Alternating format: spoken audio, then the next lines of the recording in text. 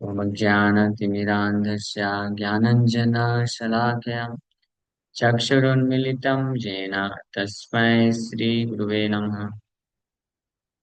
नमो विष्णुपादाय कृष्णप्रेष्ठाय भूतले श्रीमते भक्तिवेदान्त स्वामिन्निति नामिने।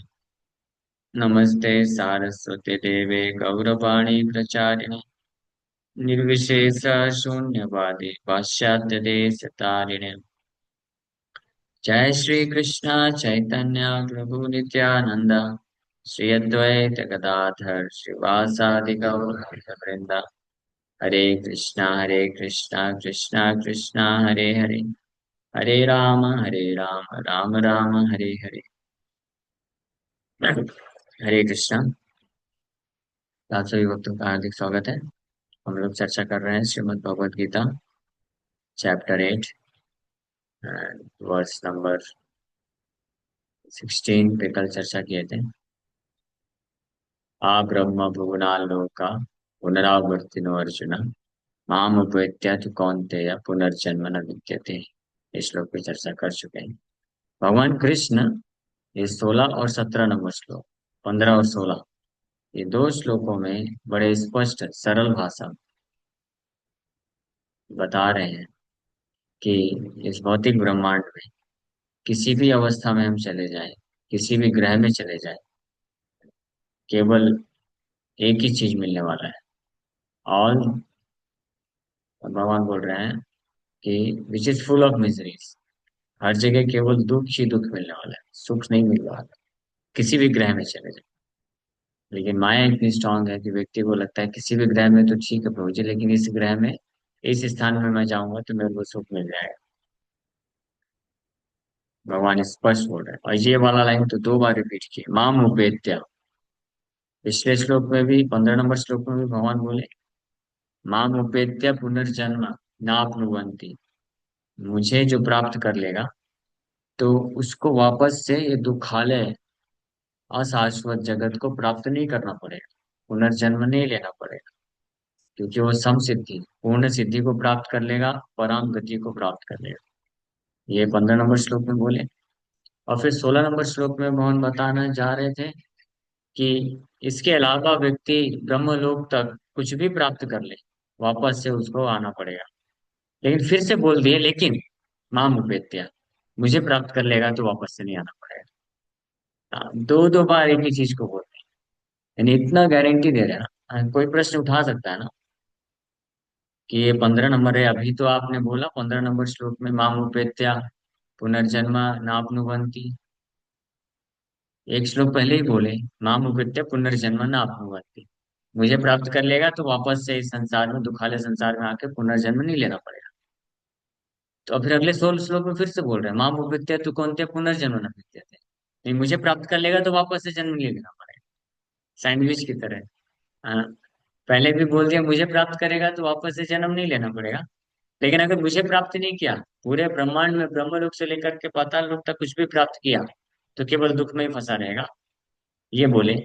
लेकिन फिर से लगा के लेकिन कौनते, सुनो कुंती पुत्र, मुझे प्राप्त कर लेगा तो वापस से जन्म नहीं लेना पड़ेगा। समझ रहे हैं? तो इससे क्या बोलना चाह रहे हैं? हमको श्लोक के अर्थ तो समझना है, लेकिन साथ ही साथ में भगवान जो श्लोक बोल रहे हैं उसके पीछे क्या भाव है वो भी जानना जरूरी है। इसके पीछे भगवान तत्परता दिखा रहे हैं। ये दो श्लोकों में एक ही चीज को 2 बार बोल दी। हाँ, पहले बोल दिए कि मुझे प्राप्त कर लेगा तो पुनर्जन्म नहीं लेना पड़ेगा, इस दुखाले संसार में नहीं आना पड़ेगा। लेकिन मुझे प्राप्त नहीं किया तो कुछ भी प्राप्त करेगा तो दुख ही मिलने वाला है। लेकिन मुझे प्राप्त कर लिया तो फिर जन्म नहीं लेना पड़ेगा। दोबारा रिपीट कर दिया ना। इसका मतलब क्या है? दो चीज भगवान का भाव है। भगवान एक तो तत्पर बोल रहे हैं कि कितना तत्पर होना चाहिए। हाँ, हमको डिले नहीं करना चाहिए। हाँ, ये नहीं सोचना चाहिए कि हाँ ठीक है 5 साल बाद, 8 साल बाद प्रभु मैं आऊंगा, मैं आऊंगा। हाँ, अभी मैसेज में भी वही चीज बोल रहा है, मैं आ रहा हूँ ना, मैं आ रहा हूँ ना, मैं आऊंगा। ये कब से मैं सुन रहा हूँ? 50 साल से यही बात चल रही है, मैं आऊंगा आऊंगा। हाँ, गणपति के बाद मैं सीरियस हो जाऊंगा, फिर दिवाली के बाद सीरियस हो जाऊंगा। पिछले साल से, 4-5 साल से यही चल रहा है। कुछ सीरियस नहीं होने वाला। हम सीरियस नहीं, तत्पर नहीं हो रहे हैं। तो भगवान तत्पर हो रहे हैं, भगवान को क्या पड़ी है, भगवान को थोड़ी ना दुख मिल रहा है, लेकिन भगवान कितने तत्पर हो रहे हैं। भगवान तत्पर होके बोल रहे हैं, मुझे प्राप्त कर लेगा तो दुख वाले संसार में नहीं आए। ये बोल करके फिर से बोल रहे, मामू प्रत्या तू कौन थे यार, ये तू शब्द बहुत महत्वपूर्ण है। तू मतलब बट, तू मतलब लेकिन, भगवान लेकिन जैसे बोल रहे हैं भगवान, तो उसमें जोर दे रहे हैं, स्ट्रेस दे रहे हैं, लेकिन मुझे प्राप्त कर लेगा तो वापस से जन्म लेना पड़ेगा। कितना भगवान जोर दे रहे हैं। और भगवान इतना जोर दे करके, स्ट्रेस दे करके बोल रहे हैं कुछ चीज, और हम बोलते हैं हाँ ठीक है करो। तो कितना डिमोटिवेटिंग हुआ। अब जब मुझे मुझे डिमोटिवेटिंग लगता है, मैं तो क्या, मैं तो, मेरा थोड़ी ना कुछ लेना देना है। मैं तो बस इंस्ट्रूमेंट हूँ ना, मतलब भगवान का जो मैसेज है वो पहुंचा रहा हूँ। तो मैसेज पहुंचा रहा हूँ, उसमें मेरे को डिमोटिवेटिंग लगता है कि कोई लटकाता रहता है बस 5 सालों से। क्या आप लोग, अब अभी मैं करूँ, अभी करूँ, अभी करूँ। तो भगवान को कैसा लगेगा कि मुझे लटका रहा है, बताओ। भगवान इतना तत्परता दिखा रहे हैं, बोल रहे हैं कि मुझे प्राप्त कर लेगा तो नहीं वापस इस संसार में फंसना पड़ेगा। और इतने तत्पर होकर, खुश होकर के भगवान बोल रहे हैं, और कोई भाव ही ना दे तो क्या, भगवान का हृदय टूट जाएगा ना। लेकिन खैर, हमको क्या पड़ी है भगवान के बारे में। सब अपने बारे में सोचते हैं, everyone is selfish except Krishna. हम लोग अपने अपने दुख के बारे में सोचते हैं, और अपने सुख के बारे में सोचते हैं। हमारा तो बस इसी जीवन का थोड़ा मोटा दुख रहता है ना, कि मेरे को ये कष्ट मिला, मेरे को जॉब नहीं मिला, मेरा जॉब चला गया, मेरा ये हो गया, वो हो गया। हाँ, ये भगवान को कितना दुख झेलना पड़ता है। जितने भी अनलिमिटेड लिविंग एंटिटीज हैं, सारे इस भौतिक संसार में जितने भी बद्ध जीवात्मा हैं, उन सब के अनलिमिटेड बर्थ, जन्मों का जो दुख है, वो भगवान को मालूम है। और वो भगवान अपने हृदय में लिए हुए हैं। और हम तो केवल अपना, बस वो भी इसी जन्म का, पिछले जन्म का तो हमको तो कुछ होश ही नहीं है, याद ही नहीं। इस जन्म के छोटे मोटे दुख को लेकर के हम रोते रहते हैं, और कभी कभी सोचते नहीं कि भगवान का क्या भाव। ये आपको किसी को लग रहा होगा कि ये तो क्या है, इमोशनल ब्लैकमेल करना चालू कर दिए प्रभु जी। इमोशनल ब्लैकमेल वाली बात नहीं है। ये आप कोई भी ध्यान से पढ़ेगा गीता के इन श्लोकों को, तो स्पष्ट पता चलता है ना भगवान क्यों बोल रहे हैं ये बात, दोबारा फिर से रिपीट क्यों किए, बताइए। हाँ, जब पिछले श्लोक में ऑलरेडी भगवान बोल दिए कि माम उपेत्या पुनर्जन्म दुखालयम शाश्वतम ना अपनुवंती, मुझे प्राप्त कर लेगा तो, और इस दुखालय शाश्वत में नहीं आएगा व्यक्ति, बोल दिए ना। अब अगले ही श्लोक में फिर से क्यों रिपीट कर रहा है। तो आप तो, आपने तो बता दिया ये चीज, अब क्यों रिपीट कर रहा है। तो आपको नहीं लगता ये भगवान तत्परता दिखा रहे हैं, शोइंग हिज ईगरनेस। वो अपनी अपने तरफ से ईगरनेस शो कर रहे हैं। हाँ, हमारा उद्धार करने के लिए, हमको दुख से निकालने के लिए भगवान ईगरनेस शो कर रहे हैं, इतने तत्परता दिखा रहे हैं। लेकिन हम है कि ऐसे ही पड़े रहते हैं, हमको कोई तत्परता नहीं अपने आप को दुख से निकालने की। सोचिए। और ये चीज को बृहद भागवतामृत में सनातन गोस्वामी बहुत अच्छे से वर्णन करते हैं, गोप कुमार की कथा के माध्यम से। गोप कुमार जब कई हजारों जन्मों के बाद फाइनली लैंड किया कृष्ण लोग, वो साक्ष्य रस में भगवान के सखा है। तो भगवान जब गोप कुमार को प्राप्त किए, तो भगवान बड़े भाव विवल हो गए। भगवान इतना रो रहे थे फूट फूट करके। गोप कुमार जब पहुंचा फाइनली, इतने करोड़ों जन्मों के बाद, भौतिक जगत में करोड़ों जन्म व्यतीत करने के बाद, फाइनली जब कृष्ण लोग पहुंचा, कृष्ण को दर्शन किया, तो बड़ा आनंदित हो गया और रो रहा था, है ना। वो भी रो रहा था फूट फूट करके।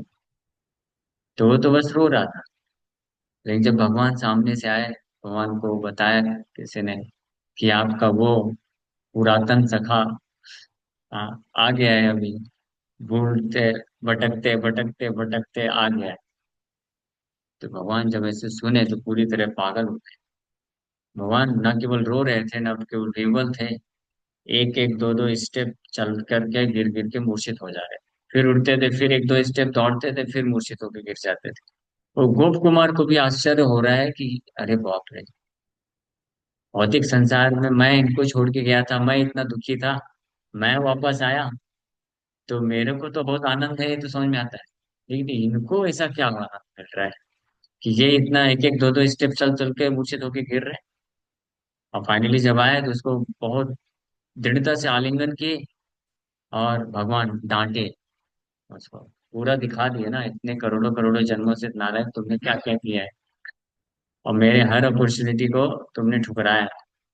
भगवान बोले कि जब जब तुमको मनुष्य जन्म मिलता था तो मैं बहुत खुश हो जाता था, ये सोच करके कि इस जन्म में अभी मनुष्य बन गया है तो अभी अच्छे से मेरा भजन करेगा, सारी भौतिक आसक्ति को त्याग देगा और इस जन्म में मेरे पास आ जाएगा। लेकिन तुम सुधरने का नाम ही नहीं लेते। हाँ, बार बार वही फिर से भौतिक आसक्ति के पीछे भागते रहते थे। कितने बार वैष्णवों को भेजा, कितने बार अनेकों प्रकार के शास्त्र प्रदान किए, सब कुछ किया। फाइनली कई बार कई जन्मों के बाद फिर जा करके तुमने दीक्षा भी लिया, दीक्षा लेकर के भी सुधर नहीं रहे थे, वही अपना भौतिक आसक्ति। हाँ हाँ ठीक है, नाम जप कर लूंगा लेकिन साथ में अपना भौतिक संसार का भी, ये मेरे सगे संबंधी है, ये मेरे प्रॉपर्टी है, ये मेरा वो है, उसी में लगे रहे। फाइनली मैंने सोचा कि अब क्या उपाय है, क्या करूं क्या करूं, इसको कैसे लेके आऊं। तो ये सोच करके मैंने तुमको गोवर्धन में जन्म दे दिया, ब्रज में ब्रजवासी बना दिया। गोवर्धन में जन्म दिया, सोचा अब तो बढ़िया, वहां पे कई साधु संत लोग आते रहते हैं डेली, नाम भजन करते हैं, परिक्रमा करते हैं, तो शायद देख करके ये भी प्रेरित हो जाएगा, ये भी लग जाएगा मेरा भजन करने में। गोवर्धन में जन्म दे दिया, वही गैया बस चराता रहा, कुछ किया ही नहीं। फिर मुझे खुद जो है गुरु बन के आना पड़ा। तो भगवान कृष्ण खुद जो है उसके गुरु बने, उसको पता भी नहीं चला। गुरु बनते हैं और साथ में पर्सनली कॉन्स्टेंटली साथ में रह करके उसको अपना नाम भजन कराते हैं, और फिर फाइनली लेके आए। सोच ये कितनी कृपा है। भगवान तैयार करने के लिए पूरी तरह से तत्पर है हमको, भगवत धाम पहुंचाने के लिए, तैयार करने के लिए भगवान बहुत तत्पर है। अनफॉर्चुनेटली हम लोग तत्पर नहीं, ये दुर्भाग्य है। तो भी क्या किया, माम विद्या तू कौन त्या पुनर्जन्म न विद्यते, मुझे प्राप्त कर लेगा तो वापस से जन्म नहीं लेना पड़ेगा। ये तू शब्द भगवान की तत्परता को शो करता है कि Krishna is so serious about it. But are we serious, क्या हम सीरियस हैं? नहीं। मतलब मैं बस आप लोग को नहीं बोल रहा, अपने लिए भी बोल रहा हूँ कि मैं भी सीरियस नहीं हूँ। जो सीरियस होगा उसके क्या लक्षण होंगे? सीरियस होगा वो ध्यान से, जो प्रॉपर जी की इंस्ट्रक्शन है ना उसको बड़े ध्यान से करेगा, पालन करेगा। नाम जप कर रहा है, यस मैं करूंगा। संघर्ष होगा, ये सही बात है, ऐसा नहीं बोल रहे हैं कि सीरियसनेस का मतलब ऐसा नहीं है कि आप बिल्कुल ध्यान से कर ही पाए, वो मैटर नहीं करता है। लेकिन हम कितने अपनी तरफ से प्रयास कर रहे हैं, attempt. Seriousness means how much attempt we are giving. हाँ, एंडेवर, हम अपनी तरफ से कितना प्रयास कर रहे हैं उसको सीरियसनेस बोलते हैं, कि हम eagerness, eager. So your eagerness to get Krishna is reflected in your actions of performing devotional service। भगवान भगवान की सेवा, भगवान का नाम भजन, नाम जप स्पेसिफिकली, बाकी सब तो ठीक है, स्पेसिफिकली नाम जप जो है, क्योंकि that is the most important. उसी के द्वारा हमारा हृदय का शुद्धिकरण। हम इस भौतिक संसार में फंसे क्यों हैं? Because of contamination. हृदय, हृदय का जो मल है, उसके कारण हम संसार में फंसे हुए। जैसे ही हृदय किसी का शुद्ध हो गया, चेतो दर्पण मार्जन शुद्ध हो गया, तो फिर कृष्ण के प्रति प्रेम विकसित करने में समय नहीं लगेगा। वो जस्ट एक एसोसिएशन किसी प्रॉपर वैष्णव का कृष्ण के प्रति प्रेम उत्पन्न कर देगा, और इमीडिएटली पूरी तरीके से डिटैच हो जाएगा पटेल वर्ड से। सुखदेव गोस्वामी को थोड़ी ना जो है वर्षों लग गए, ही जस्ट हर्ड 2 वर्सेस, केवल 2 श्लोक सुना था उन्होंने कृष्ण की महिमा का। एक भगवान के सुंदर स्वरूप का वर्णन सुने, और एक भगवान की दया का वर्णन सुने। कम्बा दयालु शरणम ब्रजे में एक श्लोक, कैसे पूतना का उद्धार कर दिया। केवल ये 2 श्लोक सुनने से उनका हृदय पूरी तरह से गदगद हो गया, और कृष्ण के प्रति आकर्षित हो गया, और उनके हृदय में लालसा बढ़ गई। कि कौन है ये, कौन है, और इनके बारे में जानना है। तो वापस आए, रिटर्न आए, यूटर्न लेके पिताजी के पास पूरा भागवत सुने। हाँ। क्यों ऐसा ट्रांसफॉर्मेशन इमीडिएटली उनका हुआ? क्योंकि because he was completely, his heart was completely pure. हृदय पूरी तरह से शुद्ध था, कोई कलमश, काम, क्रोध, लोभ, मोह, मद, मत्सर, इच्छा इच्छा के इच्छा के इच्छा अनर्थ, एब्सोल्युटली नॉट प्रेजेंट। हाँ, तो by birth he was liberated. वो जन्म से ही मुक्त थे। हम लोग जन्म से तो मुक्त नहीं, लेकिन हमारा भी जिम्मेदारी है कि वी लिबरेट आवरसेल्फ। तो इस point, this point of liberation, ये ब्रह्मभूत स्टेज इसको बोलते हैं। हाँ। इस स्तर पे आने के लिए व्यक्ति को कई कई हजारों लाखों लाखों जन्मों तक पापड़ बेलना पड़ता है। वो योग साधन करता है, ज्ञान का अनुशीलन करता है, तपस्या करता है, तब जाके धीरे धीरे धीरे धीरे ब्रह्मभूत स्टेज पे पहुंचता है।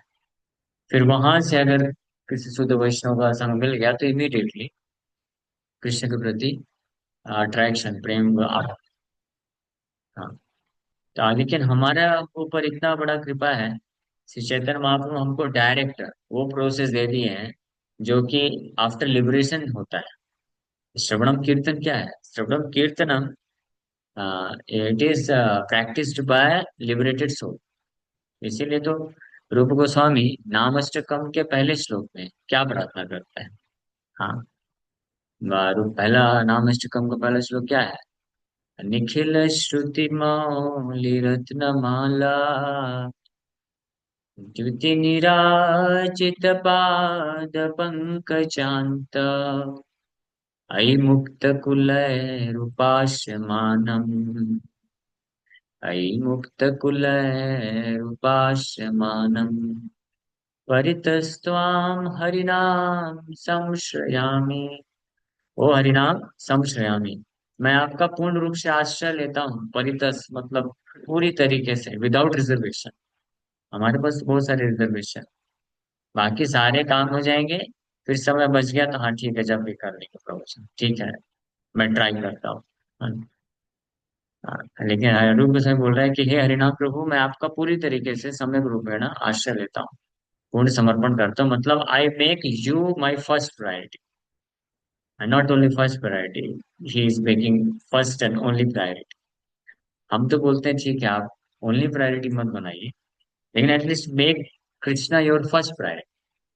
पहला प्रायोरिटी तो बनाइए, सेकंड प्रायोरिटी में फिर आपका ठीक है, फैमिली रिलेशनशिप है, स्टडीज है, जॉब है, रखिए, कोई दिक्कत नहीं। लेकिन फर्स्ट प्रायोरिटी एटलीस्ट इतना तो कृष्ण का अधिकार है ना। हाँ। वैसे तो कृष्ण का अधिकार क्या है? पूरा है, only priority, and Krishna demands also, and there is nothing wrong in his demanding such. हाँ। बट कम से कम फर्स्ट प्रायोरिटी तो रखें। फर्स्ट प्रायोरिटी मीन्स जैसे सुबह का जो पहला समय है, ब्रह्म मुहूर्त, वो केवल कृष्ण के लिए रखना चाहिए। इतना तो सीरियस होना चाहिए। और वो कब हम कर पाएंगे? जब हम अपने लाइफ स्टाइल को ऐसे हमको ढालना पड़ेगा, मैनेज करना पड़ेगा हमको। ये अपना लाइफ स्टाइल ऐसे बनाना पड़ेगा कि हम रात को जल्दी सो जाए। रात को 2 बजे सो करके यू कैन नॉट एक्सपेक्ट कि आप 4 बजे उठ जाओ। एक दो दिन की बात अलग, डेली कोई उठ सकता है क्या? हम लोग सेट गोस्वामी नहीं है ना, कि 2 बजे सो करके 4 बजे उठ जाएंगे, पॉसिबल नहीं। तो हमको एसोसिएशन ऑफ डिवोटीज, भक्तों के संग में आकर के ये हैबिट डेवलप करना पड़ेगा कि जल्दी सो करके जल्दी उठ जाए। इसके लिए ये सब फैसिलिटी दिया जाता है, यूथ सेंटर्स खोले जाते हैं ना। घाटकोपर में पिछले 1 साल से यूथ सेंटर खोल के बैठे हैं, कि जो यूथ कनेक्टेड थे, और वो भी इसलिए खोला क्योंकि कुछ यूथ लोगों ने इंटरेस्ट दिखाया कि हाँ हम, यस, हम सीरियस है, हम एसोसिएशन का लाभ उठा करके हम थोड़ा जल्दी सुबह उठ करके करना चाहते हैं। लेकिन फ्रेंकली स्पीकिंग कोई खास रिजल्ट नहीं आया, सीरियस नहीं। माया इतना ज्यादा, मन चंचल नहीं होना चाहिए। मन ठीक है, मन चंचल है, मन चंचल हो सकता है, लेकिन हमको एटलीस्ट इतना अपना इंटेलिजेंस यूज करना चाहिए कि हाँ मेरा मन चंचल है, लेकिन ये चीजें तो मैं करूंगा, कुछ भी हो जाए क्या, मैं अपने शेड्यूल में फिट करूंगा। मॉर्निंग प्रोग्राम करना मस्ट। हाँ। मन मन तो फिर क्या है, पूरा दुनिया सेट कराएगा। ऐसे पूरी तरीके से मन को समर्पण कर देंगे तो फिर हम कैसे एक्सपेक्ट कर सकते हैं to grow in Krishna conscious. ये सबके लिए बोलो, ना केवल यूथ के लिए, सारे भक्तों के लिए हमको ये इस स्टेज पे आने का पूरा प्रयास करना ही पड़ेगा कि हम सुबह जल्दी उठ जाए। एटलीस्ट 4:30 5 बजे तक उठ ही जाना चाहिए। और सुबह का जो नाम जप है वो बहुत इंपॉर्टेंट है। तो जो लोग नहीं कर पा रहे हैं ऐसा, तो आपको हेल्प लेना चाहिए एसोसिएशन ऑफ डिवोटीज। और डिवोटी एसोसिएशन से पॉसिबल है। कोई डेली नहीं कर सकता तो एटलीस्ट वंस और ट्वाइस इन अ वीक ऐसा एसोसिएशन में जाकर रहना चाहिए, ताकि आप हैबिट डेवलप तो करें। इसलिए पहले के समय ब्रह्मचारी ट्रेनिंग होता था, वही यही सारी चीजें ट्रेन करता है। तो बेस का सिस्टम है, ये ब्रह्मचारी आश्रम है। इसमें जो अनमेरिड यूथ बॉयज, उनको एटलीस्ट 1 साल के लिए ज्वाइन करना चाहिए, है ना। भले बाद में विवाह करना है, कोई दिक्कत नहीं, लेकिन 1 साल के लिए ज्वाइन करना चाहिए। क्योंकि 1 साल में आपको अच्छा ट्रेनिंग हो जाएगा, सुबह जल्दी उठ करके मॉर्निंग प्रोग्राम सब करके, तो वो आपको फायदा करेगा। हाँ। सो so भगवान यहाँ पे ये इतना को तत्पर होकर के दिखा रहे हैं। माम विद्या तु कौन्तेय पुनर्जन्म न विद्यते। खैर आज हमको 17 नंबर श्लोक करना था। सहस्रयुग पर्यंतम महर्षि ब्रह्मणो विदु रात्रि युग सहस्रांताम ते अहोरात्र विदो जना। ठीक है, इसको कल करेंगे। Thank you very much. क्या किसी का कोई प्रश्न है क्या, पूछ सकते हैं। जो अभी श्लोक के बारे में आपने बताया, सो हम भक्ति कर रहे हैं एंड हमको थोड़ा बहुत पता भी चल रहा है कि ये माया है और ये भक्ति है। बट जो लोग बिल्कुल भी भक्ति से दूर है और वो ऐसे जीवन में है कि यही सुख और यही शांति है, तो मतलब ये कैसे वो लोग कैसे सरवाइव कर पा रहे हैं आगे भी? कौन लोग? जैसे ना जिनको भक्ति के बारे में कुछ भी पता नहीं है और पूरा का पूरा 100% माया है, फिर भी बोल रहे हैं कि हाँ हम बहुत अच्छे हैं, हम बहुत खुश हैं। तो ऐसे लोगों के बारे में मतलब देखते हैं तो फिर थोड़ा सा कंफ्यूजन हो जाता है कि ऐसे लोगों को कैसे पता है नहीं कि ये माया कंफ्यूजन नहीं है। क्यों? नहीं। वो इल्यूजन है ना। इल्यूजन में जैसे पागल होता है, तो पागल कैसे सरवाइव करता है? पागल अपने आप को समझता है कि मैं हीरो हूँ, तो इल्यूजन में रहता है तो सरवाइव करता है, थोड़ी ना हीरो है भिखारी। इल्यूजन में तो क्या पता चलता है, इल्यूजन में तो कोई भी सरवाइव करते हैं। तो माया इज सो स्ट्रांग। एक ऐसे ही हैदराबाद में इंटरव्यू लिया एक व्यक्ति ने, प्रभुपाद जी को पूछा। प्रभुपाद जी को बोल रहा था कि Swami ji, I do not require to practise spirituality. मुझे स्पिरिचुअलिटी प्रैक्टिस करने की जरूरत नहीं। आई एम वेरी सेटिस्फाइड, मैं बहुत संतुष्ट हूँ।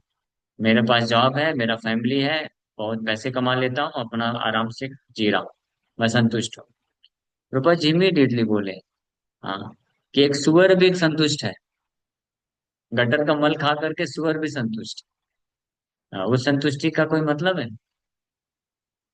सो ये देहात बुद्धि में रह करके जो इनसिग्निफिकेंट कुछ मटेरियल हैप्पीनेस मिल जाता है, उसको प्राप्त करके कौन संतुष्ट होता है? जिसका बुद्धि, जिसका इंटेलिजेंस डल होता है।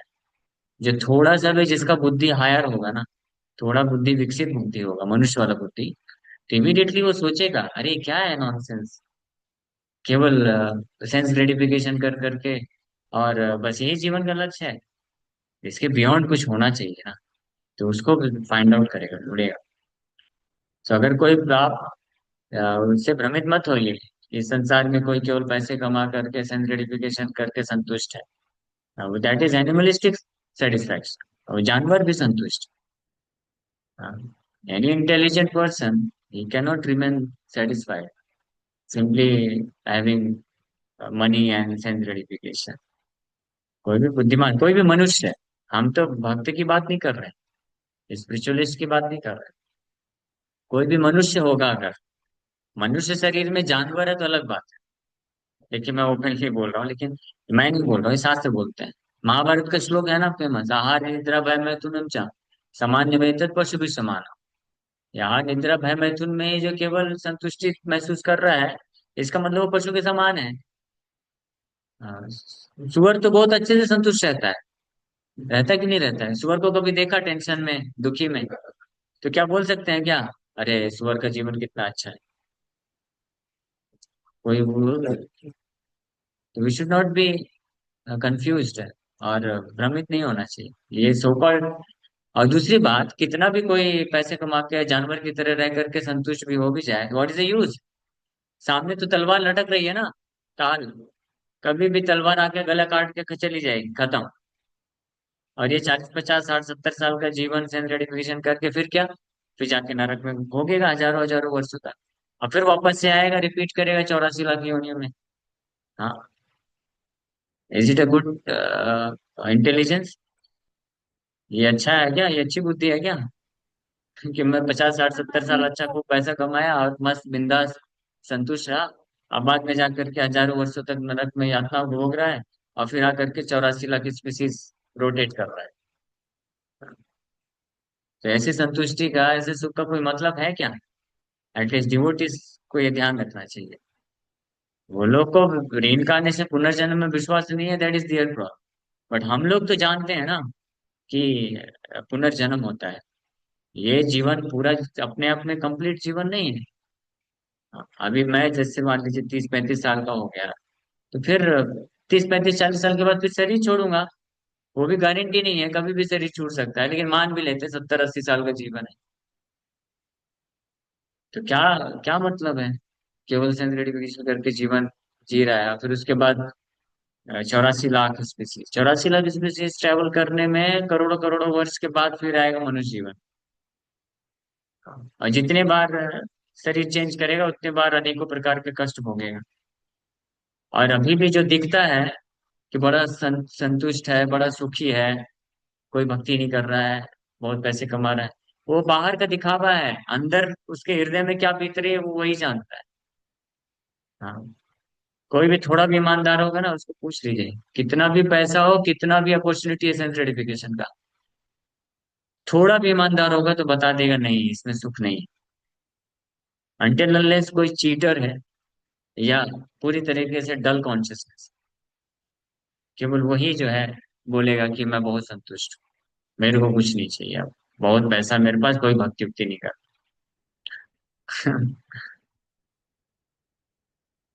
ठीक है, क्लियर है।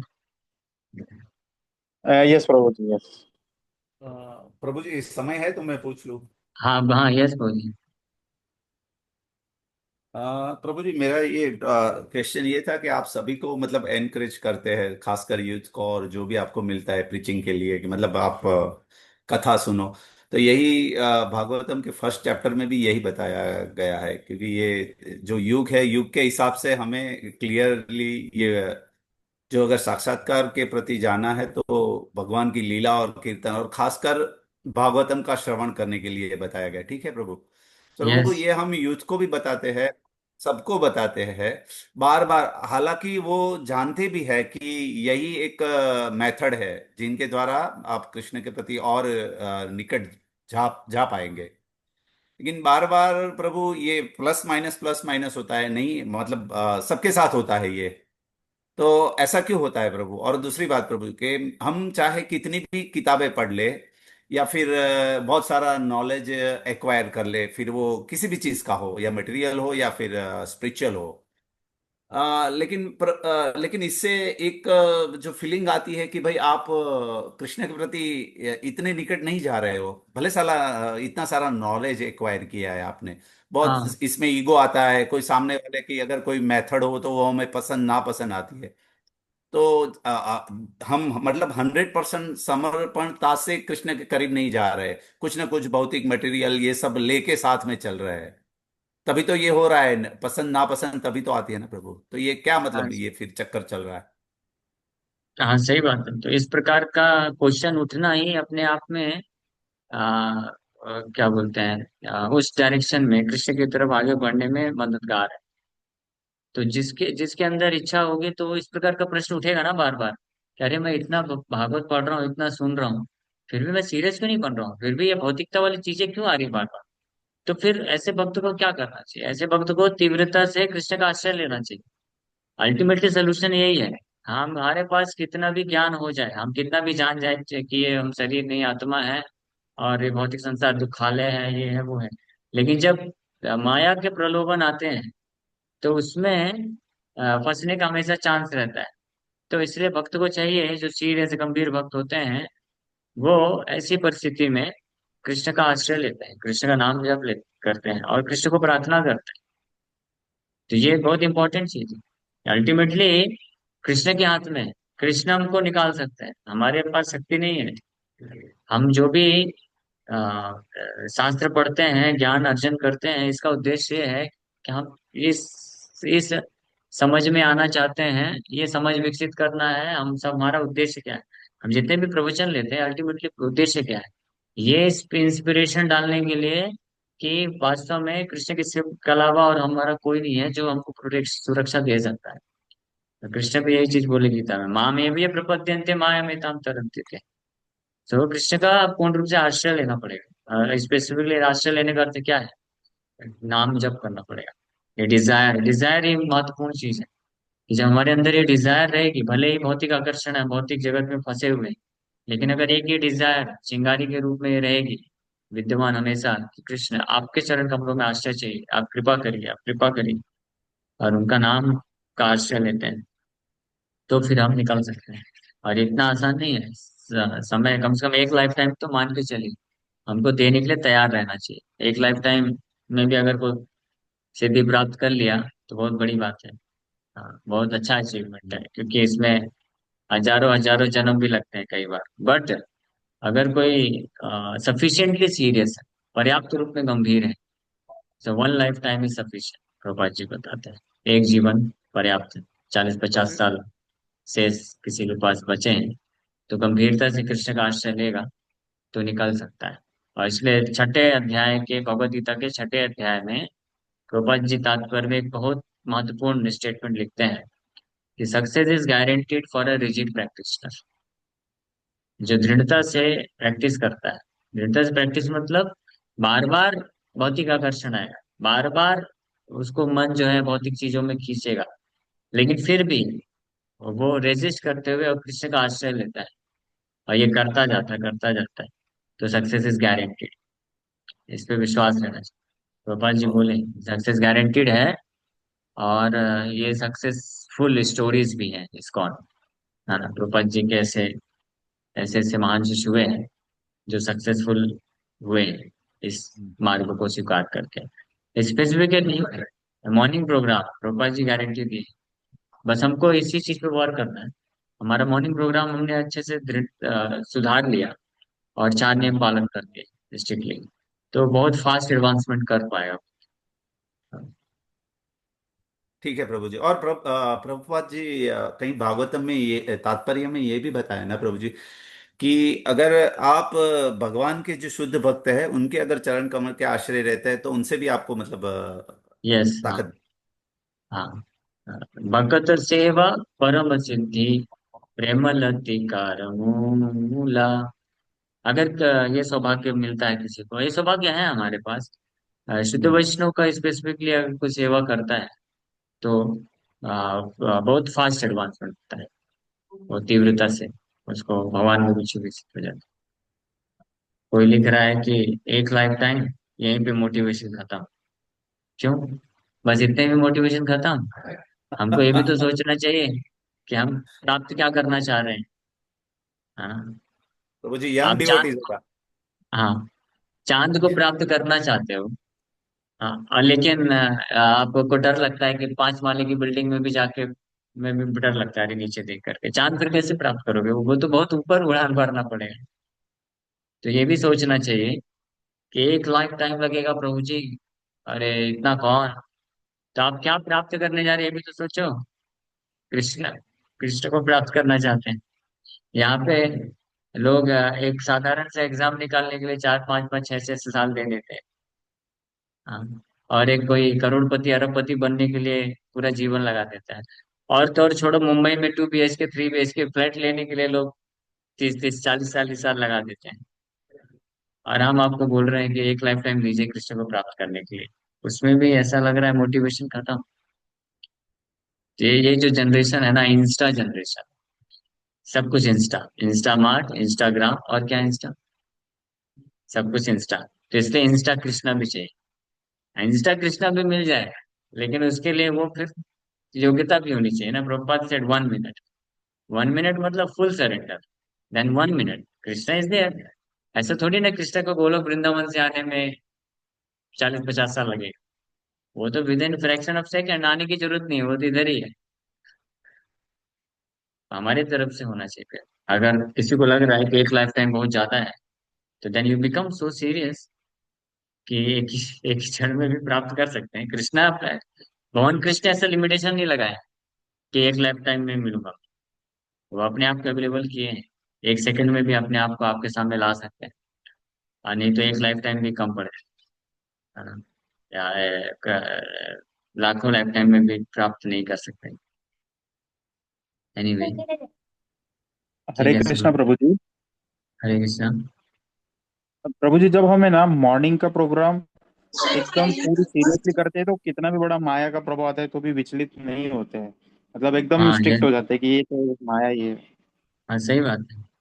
ये स्पेशली टेम्पल के आसपास जो भक्त रहते हैं, आपको इसलिए मैंने बोला था कि आप सुबह मंगला आरती में मंदिर जाइए, जपा कंप्लीट करिए, गुरु पूजा करके, हाँ, फिर जॉब के लिए तैयारी। इतना भी अगर आप करेंगे ना, तो आप बड़े आसानी से बहुत फास्ट प्रोग्रेस करेंगे। तो बहुत पावरफुल रहता है। सो सुबह उठने में बहुत दिक्कत होती है, और वोमिटिंग, डिजीनेस होता है, हेल्थ इशू। तो हेल्थ इश्यूज होता है तो हमको थोड़ा हेल्थ का भी ध्यान रखना है। मतलब मेन पॉइंट ये है कि रात को लेट तक जाग करके आप सुबह जल्दी उठेंगे तो हेल्थ इशू तो हो ही जाएगा। तो जल्दी सो जाइए, कम से कम 6 घंटे का नींद रोबा जी बोले हैं वो कंप्लीट करिए रात को। तो फिर हेल्थ इशू नहीं होगा, बल्कि हेल्थ अच्छा होगा। ब्रह्म मुहूर्त में जो उठ जाता है, आयुर्वेद क्लियरली बोलता है, सूर्य उदय होने के पहले उठ जाना चाहिए। और सूर्य उदय होने के 1.5 घंटे तक ब्रह्म मुहूर्त रहता है। तो वो हेल्थ को ठीक रखता है। 3 चीज आयुर्वेदा बोलता है, अगर कोई फॉलो करेगा स्ट्रिक्टली, उसका हेल्थ अच्छा रहेगा। हाँ, वो क्या है? एक है प्रॉपर स्लीप। स्लीप साइकिल होता है। हाँ, शाम को 6 से 10 बजे तक कफ का टाइम होता है। उस टाइम पे बेड को पकड़ना चाहिए। 6 से 10 के बीच में, मतलब 8-9 बजे, 9:30 बजे तक सो जाना चाहिए। तो उस समय जो नींद आ जाती है जिसको, तो वो फिर 9, 9:30, 10 बजे से लेकर के 1-1:30 बजे तक बहुत परफेक्ट टाइम होता है, जिससे शरीर से टॉक्सिक पूरा बाहर निकल जाता है। उसके बाद उस टाइम, ये 10, 11, 12 बजे के बाद अगर कोई सोता है ना, तो उसका शरीर बहुत खराब हो जाता है। तो आयुर्वेद भी इसे बोलता है। तो एक प्रॉपर स्लीप, दूसरा proper diet, time to time diet, और तीसरा ब्रह्मचर्य। ये 3 चीज कोई फॉलो करेगा, ब्रह्मचर्य में ओजस डेवलप होता है, तेज, स्पिरिचुअल इफल्जेंस। तो उसका बुद्धि शार्प रहेगा, बुद्धि प्रॉपर काम करेगा। तो बुद्धि अगर प्रॉपर काम करेगा तो मन कंट्रोल रहेगा, संयमित रहेगा। और मन संयमित रहेगा तो मन पे निर्भर करता है शरीर भी। मन जिसका अच्छा रहता है तो शरीर में उस प्रॉब्लम नहीं आती। तो उस पॉइंट ऑफ व्यू से भी परफेक्ट है। प्रभु जी, सॉरी इंटरप्ट कर रहा हूँ। 6 से 10 का क्या टाइमिंग बोला था आपने? 6 से 10 के बीच में बेड को पकड़ लेना चाहिए। सात ओके। बजे सो जाइए, 8 बजे सो जाइए, 9 बजे सो जाइए, 10 बजे के पहले सो जाना चाहिए, कहने का मतलब ये। इसके लिए एडजेक्टिव क्या बोला था? परफेक्ट टाइम होता है या क्या होता है छह से परफेक्ट दस का टाइम होता है। कफ कफ कफ उस समय कफ जो होता है डोमिनेंट होता है। और कफ का मतलब होता है, वो उस समय बॉडी को सुला देना चाहिए। अच्छा, ओके, ऑलराइट। वो आयुर्वेदिक वर्ड है? हाँ, आयुर्वेदिक वर्ड, कफ पित्त वायु 3 चीज होती है ना। हाँ हाँ हाँ हाँ, okay okay fine. Okay. Hare Hare Krishna. Krishna. ठीक है, थैंक यू वेरी मच, यहीं पे विराम।